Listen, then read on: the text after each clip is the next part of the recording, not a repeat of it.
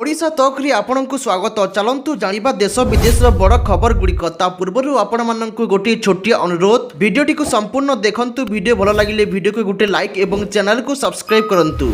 Number 1 जुक्त 2 परीक्षा form fill up ने तारीख घोषणा कला सीएचएससी। जुक्त 2 परीक्षा फॉर्म फिलअप ने तारीख घोषणा कला सीएचएससी।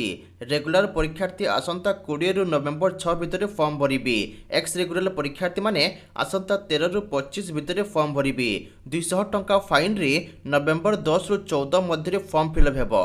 600 टंका फाइन देई नवेम्बर 17 रु 19 मध्य फॉर्म फिलअप करि परिबे। कला वाणिज्य विज्ञान एवं धंदामूलक स्ट्रीम्र नियमित एवं पूर्वतन रेगुलर छात्रछात्री माने वार्षिक उच्च माध्यमिक परीक्षा 2026 पाई निज निज शिक्षानुष्ठान फॉर्म पूरण करेंगे।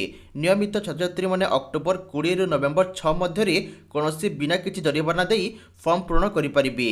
सेमानकु अक्टोबर 21 रु नवेम्बर 7 मध्य एसबीआई कलेक्ट माध्यम फी जमा करने को पड़िबो। नंबर 2 10 जाए बिजुली घड़घड़ी सह वर्षा संभावना। ओडिशा उपरि एबे सेमिति कौनसी पाणीपाग नियामक सक्रिय नहीं। तेबे लघुचाप जो राज्य में दक्षिण पश्चिम मौसमी सक्रिय रही विभिन्न स्थान में बिजुली घड़घड़ी सह वर्षा होउछि। आज राज्यर सुंदरगढ़, झारसुगुड़ा, बरगढ़, संबलपुर, देवगढ़, अनुगुल, ढेंकानाल, केन्दुझर, मयूरभंज, बालेश्वर, भद्रक, जाजपुर, केन्द्रापड़ा, कटक, जगतसिंहपुर, पुरी, खोर्धा, नयागढ़, गंजाम, गजपति जिलार किछि स्थान में घंटा प्रति 30 रु 40 किमी बेगर पवन बहिबा सह बिजुली घड़घड़ी सह वर्षा हो पारे। आसंता 10 तारिख जाए राज्य में एहिभली वर्षा लगी रही पारे बोली आंचलिक पाणीपाग विज्ञान केन्द्र पक्षरु कहाଯାଇଛି। नंबर 3 नवेम्बर 11 रे नुआपड़ा उपनिर्वाचन। आसंता नवेम्बर 11 तारिख रे ओडिशार नुआपड़ा विधानसभा आसन पर उपनिर्वाचन अनुष्ठित हेबो। 18 तारिख रे भोट गणति करा जाई फलाफल मध्य घोषणा करा जिवो।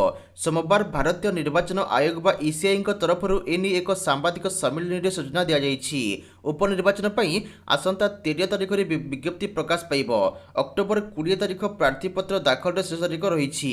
22 तारिख रे प्रार्थीपत्र जांच एवं 24 तारिख रे प्रत्याहार पई शेष तारिख रही। नंबर 4 मेडिसिन रे 3 जन को नोबेल पुरस्कार। 2025 वर्ष पई नोबेल पुरस्कार घोषणा करा जाइछि।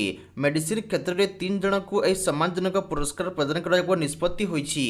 सेमाने हेले अमेरिकार मेरी ई ब्रांके, फ्रेड राल्मेडेस एवं जापान रो सिमोन सकागुची। फेरिफेराल इम्यून टॉलरेंस बा शरीर बाहर अंशरे रोग प्रतिरोधक व्यवस्था सहनशीलता संपर्क गवेषणा पई एही पुरस्कार दिया जाउछि। एही गवेषणा शरीर रोग प्रतिरोधक व्यवस्था को बुझिबारे क्रांति आनिछि। एहा द्वारा रूमाटॉइड आर्थराइटिस, टाइप 1 डायबिटीज भली रोगर चिकित्सा पथ पई परिष्कार हेबो। नंबर 5 उपनिर्वाचन पूर्व नुआपड़ावासी को मुख्यमंत्री को भेटी। मुख्यमंत्री मोहन चरण माझी काली नुआपड़ा जिला गस्त करी 1100 कोटी टंकारु अधिक मूल्य रे 957 टी नूतन प्रकल्पर घोषणा करिसंती। भित्तिप्रस्तर स्थापन करने सह उद्घाटन मध्य करिसंती। मुख्यमंत्री कहिथिले लोकंक सरकार जनकल्याण और विकास को सर्वदा प्राथमिकता दे आसिचंती। एही परिप्रेक्षी रे काली नुआपड़ा जिल्ला रे अनेक विकासमूलक प्रकल्प गुड़िक उद्घाटन होइछि। एही प्रकल्प गुड़िक कृषि, शिक्षा, स्वास्थ्य एवं ग्राम्य उन्नयन भली क्षेत्र में विपुल अभिवृद्धि आनिबा सह उन्नत संयोगीकरण, स्थानीय नियुक्ति सृष्टि एवं जीवन धारणर मानर उन्नति को सुनिश्चित करिबो। सर्वस्वशी और समावेशी विकास सह ओडिशार जनसाधारणक सेवा करी समृद्ध ओडिशा गठन पर आम सरकार सर्वदा संकल्पबद्ध। नंबर 6 ब्रह्मपुर गुलिकांड रे बीजेपी नेतांक मृत। ब्रह्मनगर रे जड़े वरिष्ठ आईनजीवी को गुलीमाड़ होइछि। वरिष्ठ आईनजीवी फिदबास पंडा तांक घर बाहर 2 दुर्बृत्त गुलीमाड़ करी फेरार होइछंती। एक बाइक से आसी 2 दुर्बृत्त फेरार होइतिबा स्थानीय लोक देखाइबा सूचना मिलिछि। अन्यपटे गुलीमाड़ पर गुरुतर पीतबासी को एकमेजिसी स्थानांतर करा जाइछि। सेठारे तांकर मृत होइतिबा सूचना मिलिछि। या पर स्थानीय अंचल रे उत्तेजना प्रकाश पाइछि। पुलिस घटना तदंत मध्य करुछि। नंबर 7 बिहार विधानसभा निर्वाचन पई तारीख घोषणा। 2टी पर्याय रे हेबो वोटिंग। बाजिला बिहार निर्वाचन बिगुस। बिहार विधानसभा निर्वाचन पई तारीख घोषणा करिछि मुख्य निर्वाचन कमिशन। आसंता नवेम्बर 6 एवं 11 रे 2टी पर्याय रे हेबो वोटिंग। 14 रे हेबो भोट गणति। तारीख घोषणा कले मुख्यमंत्री मुख्य निर्वाचन कमिशनर। बिहार में 243 टी सीट पर निर्वाचन हेबो। 243 सदस्य विशिष्ट बिहार विधानसभा कार्यकाल नवेम्बर 22 रे शेष होइछि।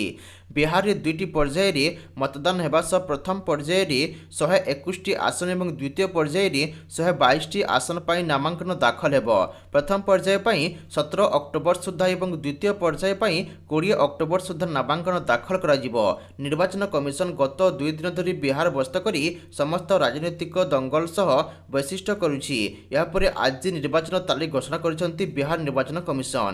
ବିହାର ବିଧାନସଭାର କାର୍ଯ୍ୟକାଳ ନଭେମ୍ବର 22 ତାରିଖରେ ଶେଷ ହେବାକୁ ଥିବା ବେଳେ ମୋଟ 243 ବିଧାନସଭା ଆସନ ପାଇଁ ମତଦାନ ହେବ।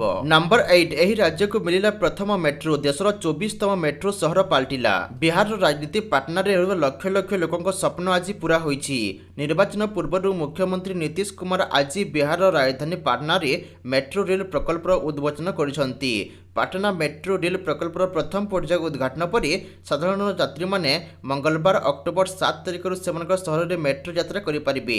ପାଟନା ମେଟ୍ରୋ ବର୍ତ୍ତମାନ କେବଳ 3ଟି କୋଚ୍ ସହିତ ଚାଲିବ। ପାଟନା ମେଟ୍ରୋର ଉଦ୍ଘାଟନ ସହିତ ପାଟନା ଦେଶର 24ତମ ମେଟ୍ରୋ ସହର ହୋଇଗଲା। ପାଟନା ମେଟ୍ରୋର ପ୍ରଥମ ପର୍ଯ୍ୟାୟ ନୂତନ ISBT 0 ମାଇଲ ଏବଂ ଭୂତନାଥ ମେଟ୍ରୋ ଷ୍ଟେସନ ମଧ୍ୟରେ କାର୍ଯ୍ୟ କରିବ।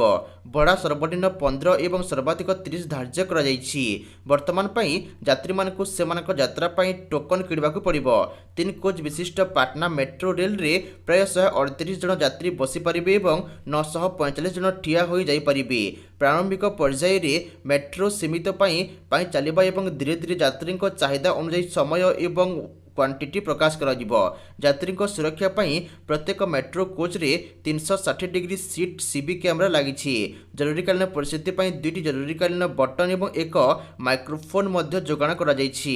ସୂଚନା ଥାଉ କି ପାଟନା ମେଟ୍ରୋର ପ୍ରଥମ ପର୍ଯ୍ୟାୟରେ ଉଦ୍ଘାଟନ କରିବା ସହ ମୁଖ୍ୟମନ୍ତ୍ରୀ ନୀତିଶ କୁମାର ପାଟନା ଜଙ୍କସନ୍ ଏବଂ 9.35 କିଲୋମିଟର ଲମ୍ବା ସୁଡ଼ଙ୍ଗ ସମେତ 6ଟି ଭୂତଳ ମେଟ୍ରୋ ଷ୍ଟେସନର ଶିଳାନ୍ୟାସ ମଧ୍ୟ କରିଥିଲେ। ଭିଡ଼ିଓଟିକୁ ଶେଷ ପର୍ଯ୍ୟନ୍ତ ଦେଖିଥିବାରୁ ଆପଣଙ୍କୁ ଅଶେଷ ଧନ୍ୟବାଦ। ଆଶା କରୁଛି ଭିଡ଼ିଓଟି ଆପଣଙ୍କୁ ଭଲ ଲାଗିଥିବ।